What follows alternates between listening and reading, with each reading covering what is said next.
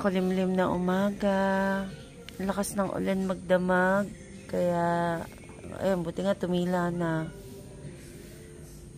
Paalis kami agad ngayon kasi may lakad si Sikel. Morning guys. May bangas ako. Kahapon na lusot ako sa isang butas dito sa may likod bahay namin. Tapos tumama ako sa dito, ugat ng kahoy. Ito oh. Yung mga halaman na yan, nakapaso na puti. May butas dyan. Ano pala yan? May hinukay dyan para malubog yung paso. Tapos di ko napansin yung butas. Nahulog ako doon. Tapos tumama ako doon sa nakausling sanga ng ano, halaman na yan. Kaya yun, nabangasan ako. Lakas ng hangin.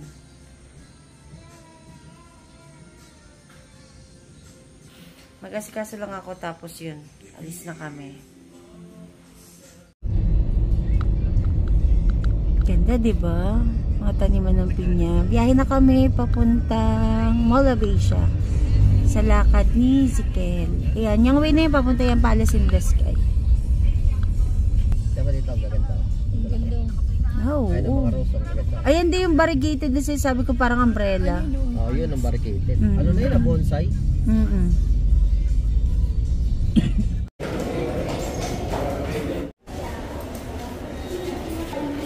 Dito na kami sa loob ng MOA.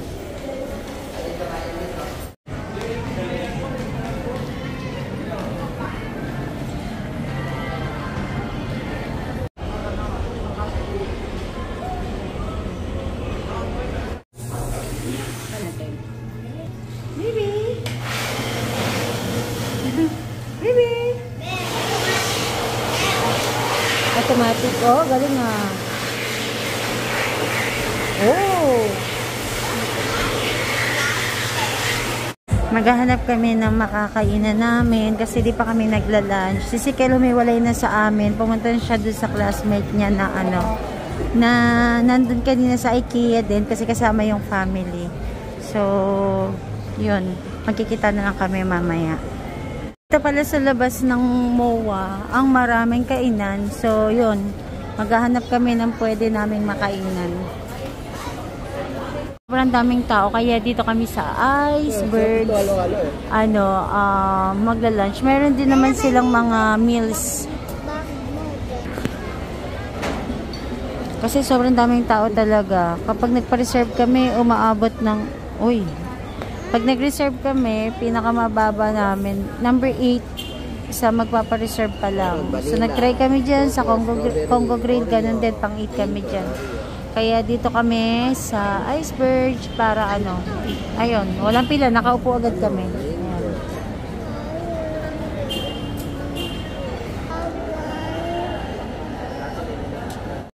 Grabe yung super halo-halo nila dito. Pag bumalik, order ka pa na yung one scoop lang. Tinan mo. Spoon. Grabe oh. Dagdag pa nga ako ng one scoop. Wow. Oh, ito yung super halo-halo nila oh. Ganda.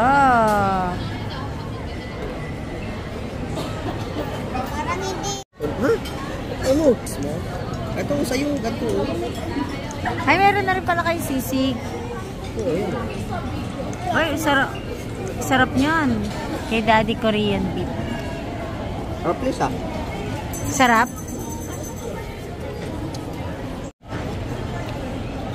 Parang ang sarap naman ng burger nila. Anong lasa? Kain tayo guys. Lunch namin.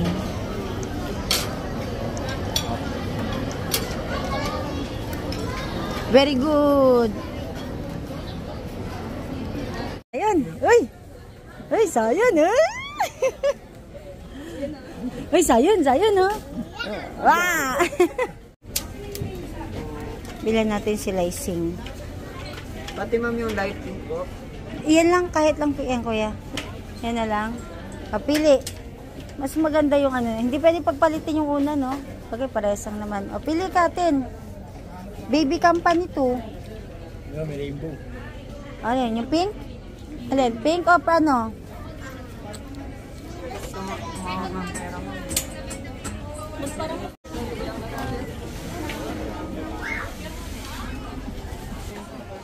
Ayan o, madaming ano o. Laro mo ba yan? Saan ka maglalaro niyan? Saan? Check mo muna yung amount. Ganda ng pinya. Tapos tatapa ka dito sa... Pink lang sir eh. Ha? Wala daw. Okay. Walang red eh. Ito yung mga gusto ni J.E. Pipili siya. Ito. Oh, ito nga, mahal na to. Ito, 499. Pwede pa. Ito, pwede. Ito. Yan, pwede yan. Ito. Dalawa pa. Uy, wow, dami yan, ito. Palitan natin yan. Kamusta head injury mo, Sharon? Nagpag-uusapan namin kung saan kami kakain.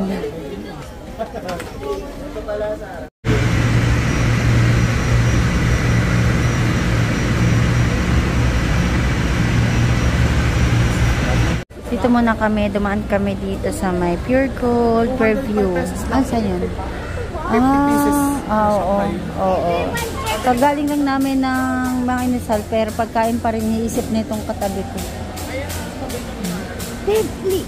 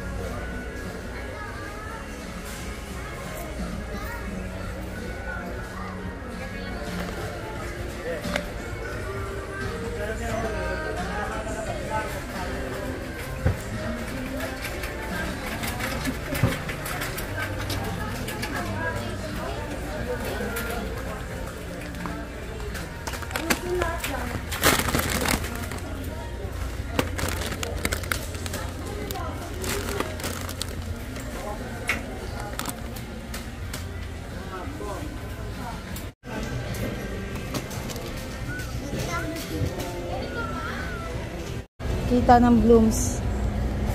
Ay, pink yan, walang red. At ito, red.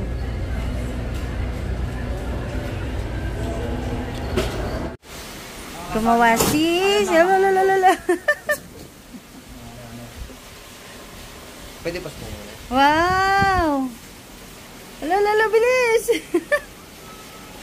Nag-cook siya ng lasagna. Nice! Galing naman ni Kuya si Kate. Perfect na niya. Ito yung gusto siya sabi ko, yung parang nabiburn yung top. Eh, wala kasi akong cheese ng time na yun. Ayun, galing. Ito sa akin. Done. Wow. Nasira ko yung ano, yung pan. Pumato? Nahiwa ko. Yan. May cake na. Parang mozzarella. Mozzarella ba yan? Mozzarella cheese. 3 cheese yan, 3. Tatlong klaseng cheese? Oh. Sige nga, iangat mo nga. Gusto ko makita. Ano, palas. Ayun. Gamitan mo ng tongs.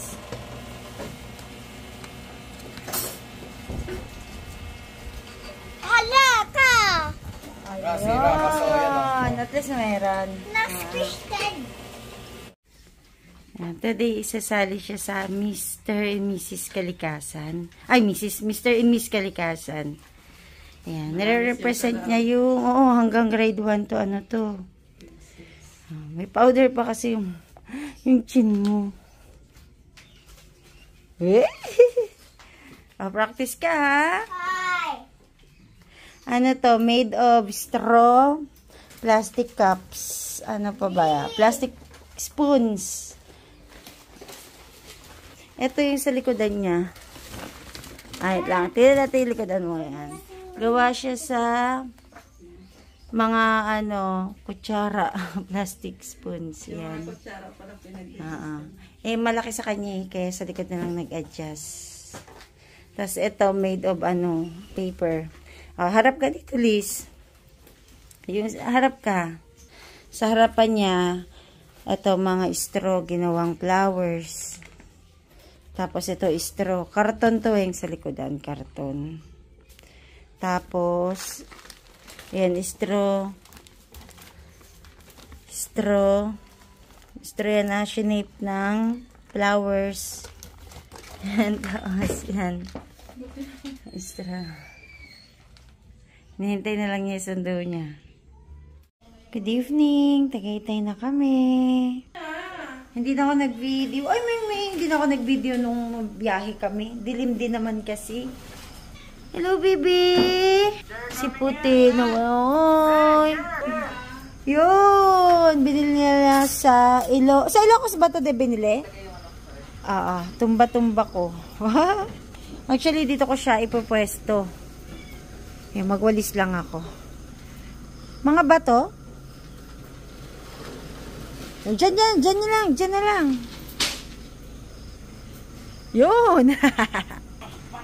Yung mga bato na yan, parang gym ka dyan. Yung mga bato na yan galing sa Ilocos. Parang hiningal Yan, actually, yan, ganda na kasi ng ko, bonggambilya ko dito, So, ang ginawa ko, tinitrim ko kasi yan, Tiyatanggal ko yung, para doon sila nag-gym. Yapa. Magaan. Magaan. I-arrange ko pa yan dyan. Ayan ang mahirap. Hirap talaga dyan. Dapat yan yung kailangan nyo ng ayan. Kailangan i-atras gawa ng mabigat talaga. Mga kinuha naming bato. Sabi ko forward, hindi backward. Hindi, okay na yan. Yeah, perfect. Perfect. Hindi, kasi baka matama namin yun sa bed ko. Okay lang. Yan okay, mababasag to. Gagawin ko yun dyan parang upuan.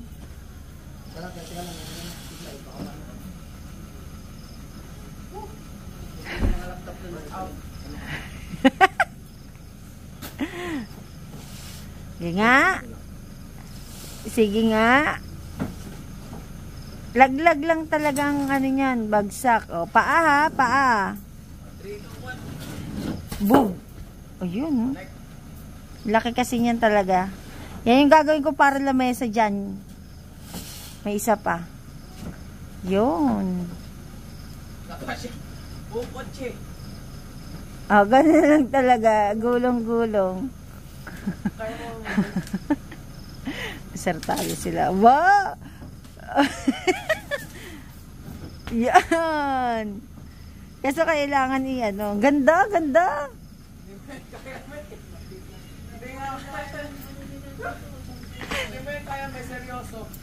Mabigat talaga. Tama na yan. Ayusin ko yan. Uy, nasa si Mingming? Ito. Dami yung bisita. Opo, Mingming. Doon ka na matulog. Nasaan si Pepper? Nasaan si Pepper? Ilipat ko lang muna to doon. Ito na yung dalawang tumba-tumba namin. Yung isa kay Elise, yung isa sa amin ni JR. Yan. Kasi ang pinagkaiba nilang dalawa, yung upuan.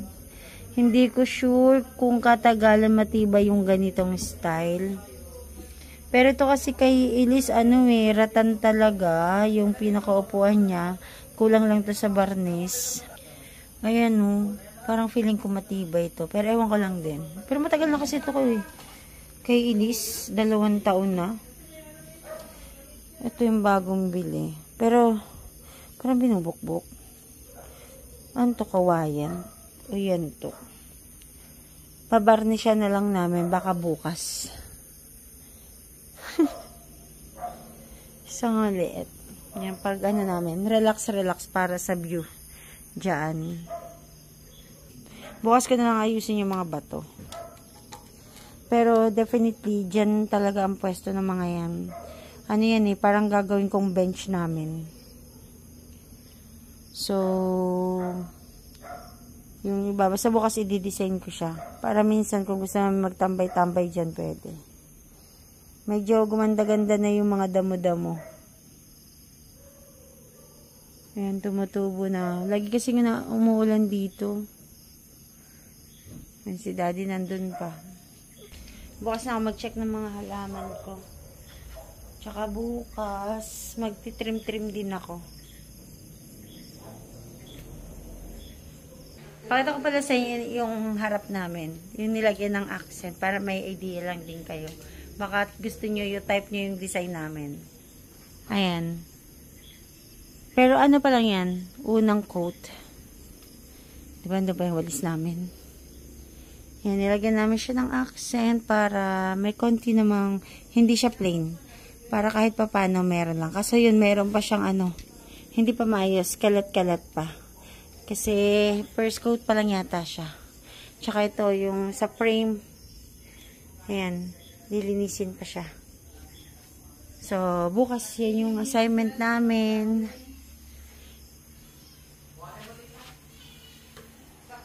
Number pa. Plakda. Plakda. Huwag naman. Sa mga cake. Look. Huwag mo sugat yan ha.